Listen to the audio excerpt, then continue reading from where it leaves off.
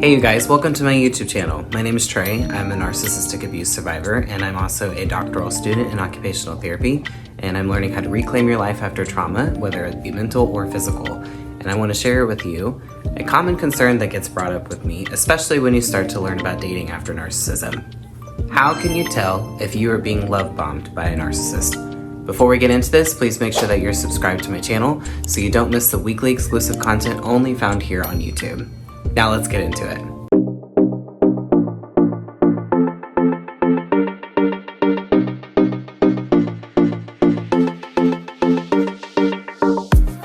Obviously, the biggest fear for people that have survived a narcissistic relationship is they don't want to get into it again. And the one thing that can be very, very confusing is knowing the difference between the honeymoon phase and being love bombed. So let's break that down. The first sign is going to be non-stop communication. In a honeymoon phase, you're going to be talking a lot. You're getting to know the person. You're going to have these cute little FaceTime dates where you're up until 3 o'clock in the morning just talking to each other about anything and everything.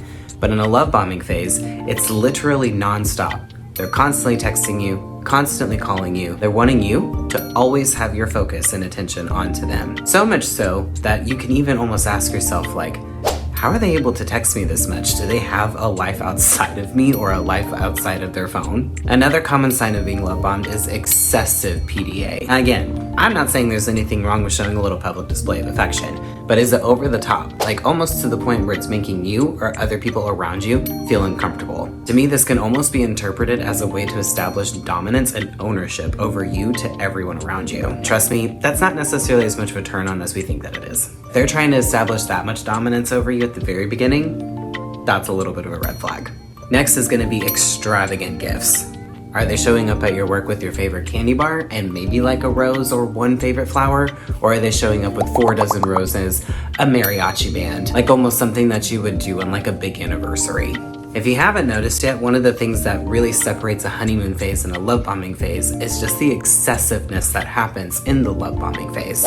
In a honeymoon phase, it's not uncommon for people to make gestures or maybe even some grand gestures here and there, like showing up at your work unannounced and wanting to take you to lunch on your break, or showing up with your favorite candy bar. But is this happening all the time? And is it a little bit over the top to where it almost makes you feel uncomfortable? That's another thing, by the way, the uncomfortability of it. This one's pretty common that most people know of at this point, but is their grand plans for the future very early on. We make jokes about them planning their honeymoon after the 3rd date, or talking about marriage after the 2nd hour, or saying how they want to spend the rest of their life with you after just meeting you. It sounds a little ridiculous, but it's actually extremely common in narcissistic relationships. They move at this extreme fast pace, so that way you almost don't have time to process what's going on because it's moving so quickly. The reality of the situation is, no matter what the relationship dynamic is, you don't know someone well enough after just a couple of days to picture them in your life long term. That goes for romantic relationships or friendships. We're naturally gonna see things and see qualities in people that make us believe like, oh wow, I can see myself being really good friends with this person. Or wow, I have a lot in common with this person. Like I definitely wanna pursue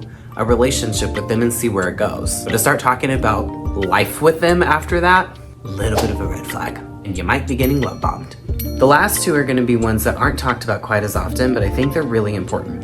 And that's gonna be, are you feeling anxious in the relationship early on? One of the side effects of them having this constant communication with you is it can almost create this anxiety where you're waiting for that phone call, or you're waiting for that FaceTime, or you're waiting for the text message, and when you don't get it, it can create this anxiety. In a healthy, naturally progressive relationship, you don't necessarily talk all day, every day, right off the bat.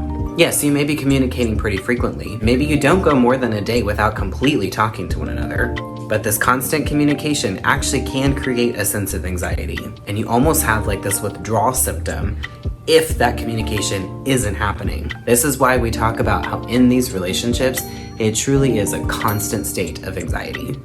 And the last one is a quick sense of isolation. Are they trying to encourage you to almost lose your independence very early on? So for example, are they saying things like, oh, just call out of work today? Oh, don't go to the gym today, let's go do this. Come on, you go to the gym all the time. They make you feel bad for hanging out with your friends instead of hanging out with them. Or they might even take it a step further and make you feel bad for hanging out with your family instead of doing something with them. If this is happening within the first couple of weeks or even couple months in the relationship, they are trying to get you isolated early on.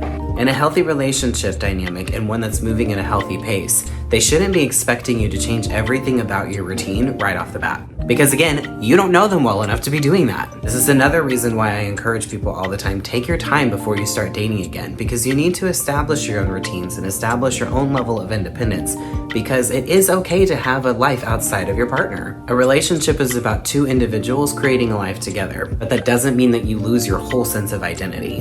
And in narcissistic relationships, your entire self-concept ends up getting wrapped up in this person, and it starts from day one. So if you're checking in with yourself when you're dating, just ask yourself, does this make me feel uncomfortable? Do I feel like I'm compromising parts of myself already? When's the last time that I hung out with my friends and I wasn't given a guilt trip about it? When's the last time I wanted to do something outside of them and didn't feel guilty or wasn't made to feel guilty about it? Remember, not only is it okay, it's necessary to keep your own individuality in a relationship. And if they're trying to rob you that from day one, run. Hey you guys, thank you so much for watching this video. I wanted to make sure that you knew my course, Breaking Free from Rumination, is now live and available. This course is specifically designed to help you reclaim your peace and clarity after narcissistic abuse. It's a 6-week self-paced online course that's an accumulation of all the strategies that finally started to work for me in overcoming this obsessive thinking cycle. I don't know about you, but I know how addictive and how depleting that phase felt. And it was by far the hardest phase for me to get over. I truly believe this course will help you make the progress in 6 weeks that took me 6 months to get. All of my resources can be found in the link in the About Me section. There is a free preview of the course if you'd like to check that out. As always, thank you so much for allowing me to have a small part in your healing journey. Stay safe and stay strong.